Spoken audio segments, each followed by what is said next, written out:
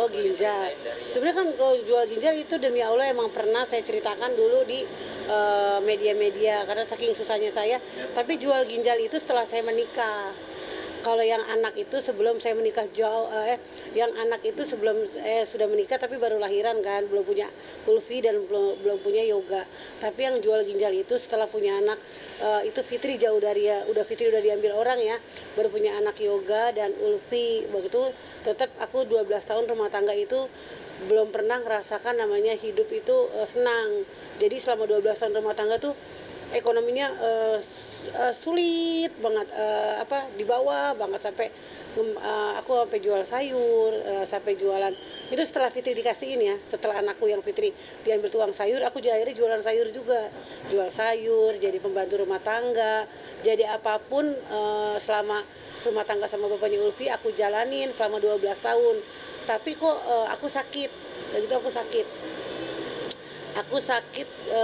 ini operasi apa nih, ini belum pernah aku ceritain, operasi usus buntu.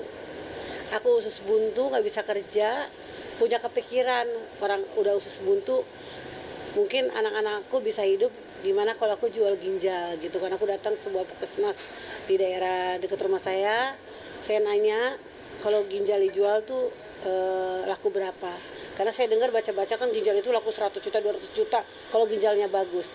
Pas saya masuk ke rumah sakit, ada saya seorang seperti kayak malaikat yang ngasih tahu saya gini, Bu, bapak-bapak, jangan jual ginjalnya, katanya. Nanti kalau misalkan ibu jual ginjal, ibu nggak bisa kerja, kesian anak-anak ibu masih kecil, karena dengan hidup dengan ginjal sebelah itu tidak bisa gitu kan ya. Ya udah, saya akhirnya pulang dengan harapan gimana gitu kan ya untuk hidupnya, karena bapaknya dulu kan juga habis kecelakaan, habis dia jadi supir di sebuah provider ya, di perusahaan, dirampok mobilnya suami aku, dibacokan pala 3, ini 6 bacokan, kukunya dicopotin semua, tapi dia selamat, dia loncat dari mobil itu. Keadaan suami saya sakit dan agak rada-rada gimana gitu ya, rada-rada gimana, pokoknya namanya orang dibacok palanya gitu kan ya. Coba siapa yang kuat sih hidup seperti itu gitu kan. Saya harus berusaha cari uang gitu kan, saya harus berusaha anak saya ini hidup gitu, anak saya ini bisa makan, saya nggak mau minta-minta orangnya gitu kan. Suami saya sakit, saya tetap bekerja, saya kerja apapun saya kerja itu setelah jauh dari Fitri udah saya kasih orang ya. Setelah Fitri itu kisah Ulfi dan Yoga, anak saya yang bersama Arifin ini ya. Setelah pergi Fitri udah saya kasih orang gitu kan ya. Ini kisah di tahun 2000 ke atas gitu kan ya. Setelah itu saya mau jadi TKW terusnya. Pernah, karena rumah saya dekat TKW, saya pengen jadi TKW. Terus katanya gini lagi, kalau TKW nanti katanya kalau kerjanya nggak benar kamu dihukum pancung kalau kerjaan. Saya takut lagi gitu dengan, waduh kok semua segala kesulitan kerjaan susah banget ya. Akhirnya saya hijrah ke mana, ke Joglo, balik lagi ke Joglo. Di situ saya menjadi pembantu rumah tangga, saya menjadi tukang sayur, saya door to door untuk mencuci pakaian. Saya kerja di situ, kerja di komplek perumahan Joglo, jadi pembantu sampai akhirnya saya jadi koordinator penonton. Itu saya terakhir di Joglo selama pernikahan, tapi tetap gak pernah bahagia. Pas saya di Joglo kan bapaknya Ulfi kena kecelakaan tuh yang dirampok, jadi rada-rada keganggu kan. Saya ngelamar jadi penonton bayaran, lagi itu bukan penonton bayaran dulu, ikut kuis di TV itu, ternyata kuisnya habis, saya nggak punya ongkos, saya duduk di bundaran TV itu, saya duduk sama Ulfi berdua, gimana caranya pulang, uang tinggal segini, besok masak apa gitu kan. Bener-bener uang cuma tinggal 15.000. Adalah teman saya Lita datang, mau jadi penonton nggak mbak, ngapain di sini katanya, lagi nunggu aja, mau ikut audisi habis katanya gitu kan ya. Oh jadi penonton bayaran aja yuk katanya gitu kan ya. Dibayar berapa? 15.000, nasi kotak dapat 2 kali makan dari jam segini ke jam segini. Maulah saya masih pakai hijab lah gitu, masih pakai hijab, masuk ke studio dengan dingin dan nggak kuat AC gitu kan ya, dingin. Tapi saya lakukan 3 episode dapat 15.000. Besokannya datang artis pada suka tuh, Deswita, Ferry Mariadi, Bedu, Irfan Hakim, suka banget gitu. Kamu lucu, kamu besok datang lagi ya kata gitu. Besok datang lagi ya kata kesini. Aku datang lagi besokannya. Padahal itu saat itu datang itu aku punya utang, belum bayar motor, belum bayar kontrakan, butuh duit motor sama kontrakan aja 800.000. Nah saya duduk tuh sama Ulfi nunggu Gran masuk studio kan, studio masuk saya duduk tuh, kok ada teret di belakang saya apa nih? Wah handphone bagus banget gitu kan ya. Lagi itu berwarna udah berwarna handphonenya. Kata Ulfi gini, mama kita jual aja, kita kan belum bayar mobil sama belum bayar motor sama bayar kontrakan gitu. Jangan pi, mama takut ada kamera di sini gitu kan, takut nanti mama salah nyolong gitu kan ya. Akhirnya saya balikin ke teman saya yang kenal, yang saya kan jadi penonton bayaran tuh, saya punya teman di situ kreatif namanya Hadi gitu kan ya. Mas Hadi nih handphone siapa ya kata gitu kan ya. Oh dicek tuh ternyata handphone produser Mbak Triksi gitu kan ya. Oh Mbak Eli jujur ya, dari situlah saya dapat kerjaan. Jadi oh Mbak Eli rajin, Mbak Eli punya teman banyak nggak gitu kan ya. Karena agensi yang satu kan potongannya terlalu gede tuh, saya jadi penonton 15.000 padahal dari TV nggak segitu gitu kan. Akhirnya saya jadilah penonton bayaran dulu, tapi diam-diam saya pinter, katanya Empok bikin aja agensi penonton kalau Empok banyak teman. Emang teman saya kan banyak banget ya, karena kan saya orang bergaul dari dulu. Akhirnya cari modal kemana saya gitu kan ya, cari modal adalah dipinjemin tuh sama Bedu gitu, artis kan Bedu ya, kata Bedu nih gue pinjemin 1,5 juta, tapi seminggu balikin ya. Dulu kan TV masih cash bayarannya, saya puter tuh duit 1,5 juta untuk bayar penonton masih dikit, cuma 20 orang 15 orang 20. Nah saya balikin duit Bedu, saya dapat investor dari bank gitu kan, dapat investor, berjalan lah di situ pekerjaan saya sebagai kurator penonton yang apa namanya, barulah di situ kenal aku bisa pakai apa namanya, diajarin sama dulu sama direktur, diajarin mau kerja laris nggak, katanya apa, pasang susu kata gitu kan, gitu biar laris, biar TV mana semuanya make katanya, bukan buat cantikan ya, bukan, susuk saya itu bukan buat kecantikan tapi buat pengasih, buat apa namanya, buat pengasih, buat orang tuh jadi orang tuh percaya gitu bahwa ada pekerjaan. Itu saya musrik jujur itu, tapi nggak lama, saya cuma 6 bulan, makanya bukan 5 tahun, itu salah. Saya cuma 6 bulan saya langsung lepas karena saya juga itu tahu tidak diperbolehkan oleh agama. Itu suruh ayo itu.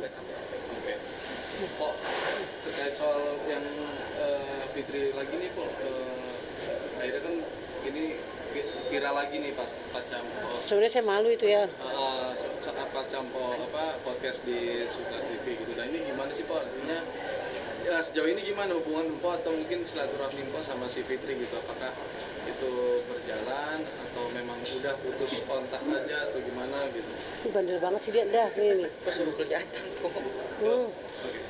Sebenarnya malu saya, kesian Fitrinya ini terungkap lagi, tapi kemarin kan saya harus ceritakan kejujuran saya masalah hidup gitu kan, masalah hidup saya mau buka aib saya sendiri, orang pada gila ya dibuka aib sendiri. Saya baca status orang, saya bukan buka aib, justru saya mending hidup jujur dibanding nanti aib saya terbongkar setelah nanti misalkan saya sukses atau anak itu sukses terbuka aibnya, kan malu gitu. Mending saya buka dari sekarang bahwa saya pernah punya anak satu, saya kasih tukang sayur, dan ingat bukan jual anak. Saya nggak mau jual anak. Dulu saya waktu lahiran emang itu anak saya ditawar orang banyak banget untuk yang untuk anak saya aja, karena kan saya orang nggak mampu, untuk makanannya susah apalagi beli susu gitu kan. Jadi saya ditawar, ada orang nawar nanti kalau lahiran 250 juta sama rumah satu, tapi lahiran ceprot itu langsung dibawa tanpa boleh ngeliat. Nah aku nggak mau dong, aku takut agamanya nggak jelas, dia agamanya apa, nanti anak saya seperti apa gitu kan.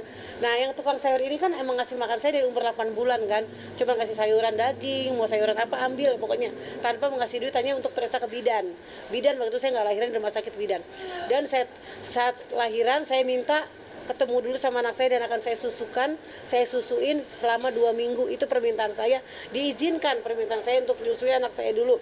Gimana pun Fitri itu pernah menyusu di susu saya gitu kan ya. Jadi saya susuin dulu ASI, saya kasih ASI harus dong minum ASI ibunya gitu kan ya, karena biar tahu darah kita itu karena dari ASI gitu kan ya. Jadi saya susuin anak saya dulu, dikasih ASI selama 2 minggu, baru saya serahin, dan saya dikasih uang 500.000 untuk beli jamu habis lahiran saya. Jadi tanda kutipnya saya tidak jual anak itu. Kalau emang saya jual anak itu, karena sekarang orang ngomong saya jual anak, saya jual milih yang 250 juta dan rumah. Enak hidup saya sekarang, mungkin udah enak, tidak susah seperti kayak sekarang kehidupan Ulfi sama Yoga yang masih kecilnya sangatlah susah ikut saya gitu kan ya. Cuman saya kesian sama Fitri, saya udah ketemu Fitri di umur, dia sekarang udah S2, ini salah juga 20 tahun bukan S2, Pak. Orang saya salah ngomong, pas umur 20 tahun saya ketemu gitu kan ya, tapi dia masih sekolah, waktu masih jalankan S1.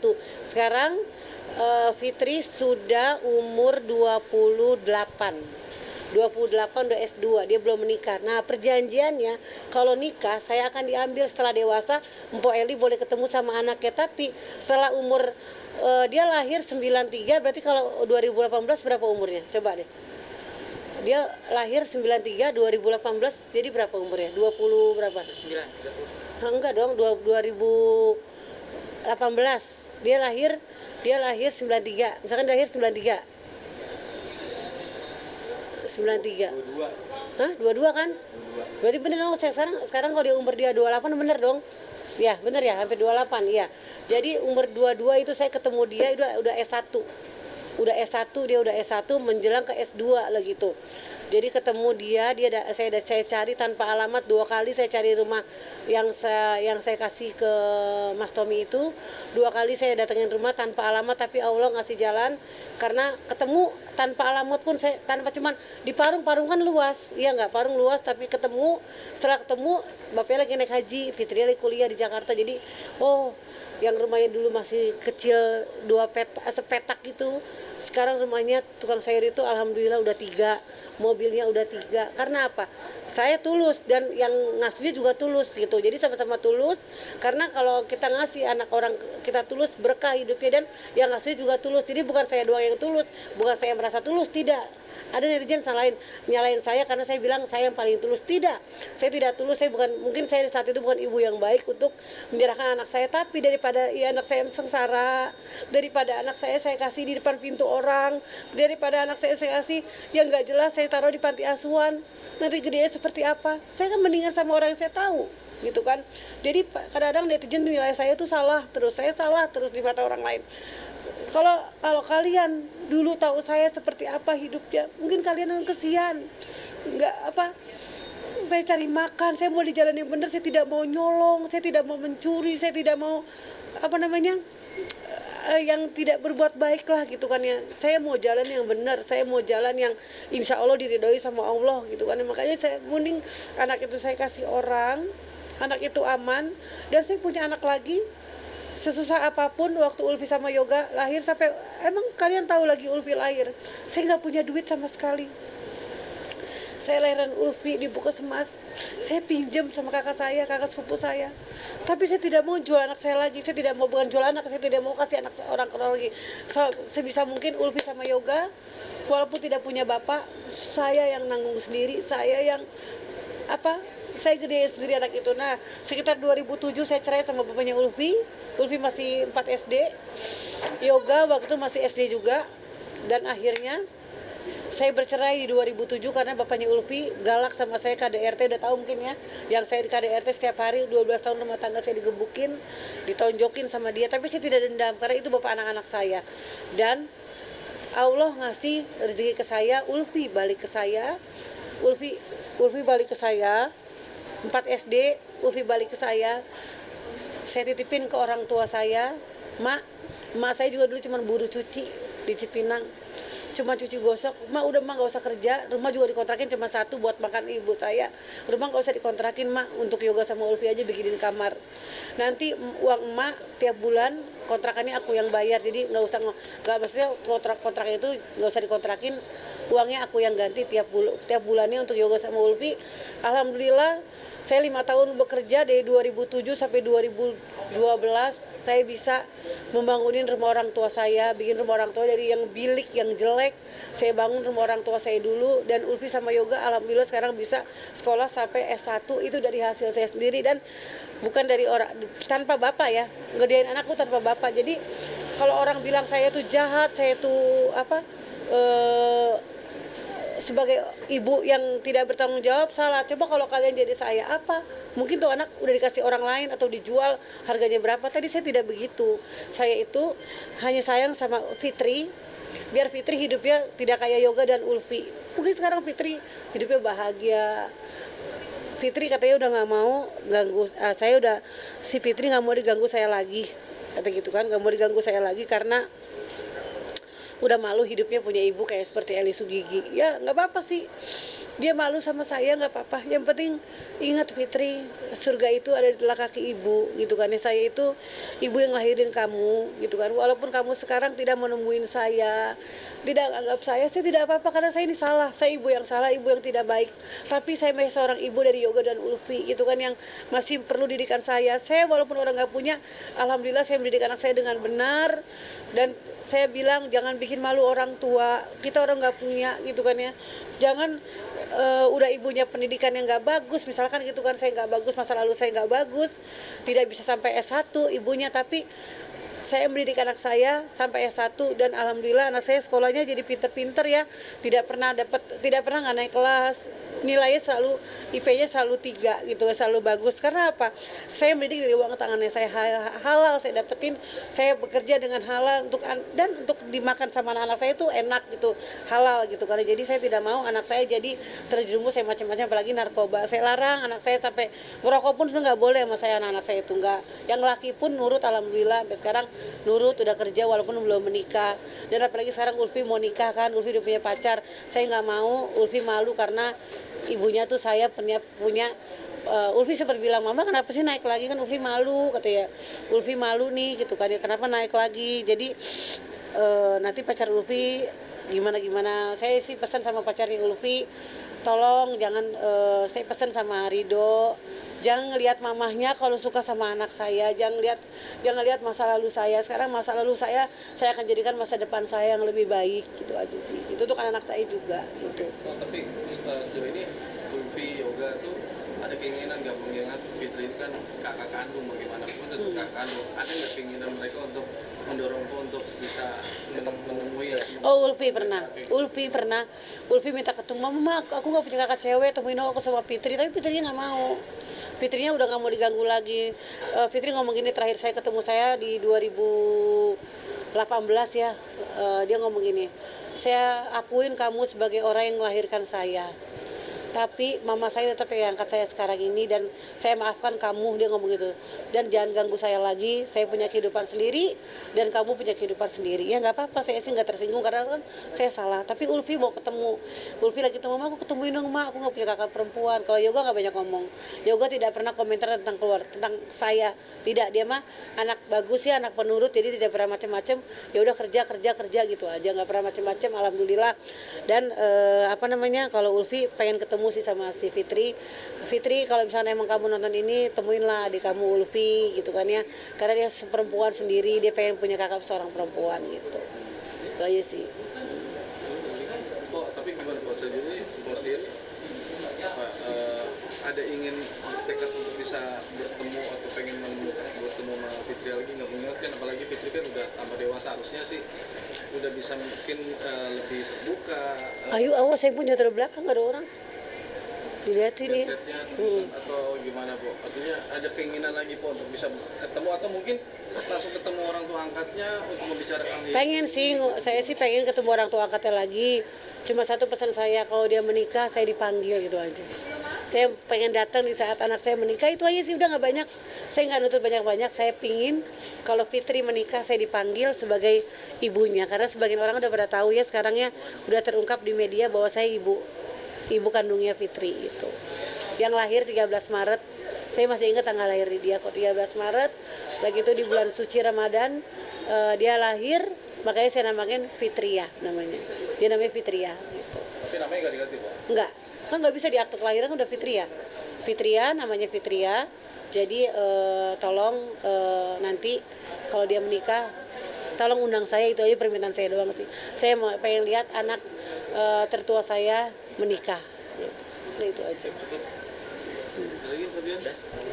Gak bisa, itu karena kan udah perjanjian saya tidak boleh ganggu anak saya sendiri yang sudah diambil sama dia, karena aku udah nulis perjanjian juga tidak akan ngambil dia lagi, tapi untuk janjian ketemu boleh, gitu aja, nggak boleh.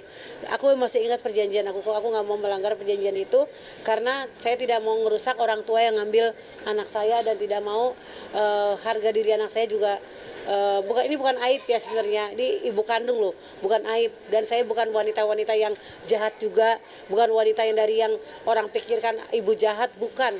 Coba kalau kalian jadi saya seperti apa sih nasib kalian, bisa nggak sekuat saya, itu aja.